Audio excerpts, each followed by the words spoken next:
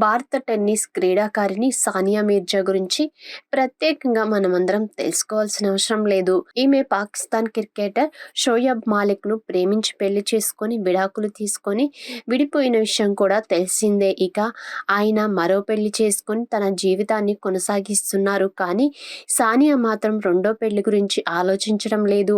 ఇక విడాకుల తర్వాత సానియాకు సంబంధించిన అనేక వార్తలు సోషల్ మీడియాలో తెగ వైరల్‌గా అవుతున్నాయి. తాజాగా ఈ బ్యూటీకి సంబంధించిన ఓ ఇంట్రెస్టింగ్ న్యూస్ సోషల్ మీడియాను షేక్ చేస్తుంది. అదేంటంటే అయితే సానియాకు ఇండస్ట్రీలో మంచి స్నేహితులు ఉన్నారు.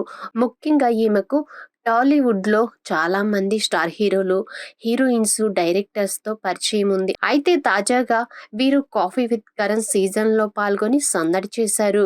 ఈ క్రమంలోనే ఆమె మాట్లాడుతూ తాను క్రీడాకారిణి కాకపోతే ఇండస్ట్రీలో పనిచేసేదాన్ని అని తెలిపింది. దీంతో ఫరా మాట్లాడుతూ అవును, ఇప్పటికే సానియాకు సినిమాల్లో స్పెషల్ సాంగ్స్ ఆఫర్స్ వచ్చాయి. కానీ ఈమె తిరస్కరించారు అని చెప్పగానే సానియా మాట్లాడుతూ ఫరా సోదరుడు తన సినిమాలో ఐటెం సాంగ్ కూడా ఆఫర్ చేశారు. కానీ దానికి నో చెప్పారంట సానియా.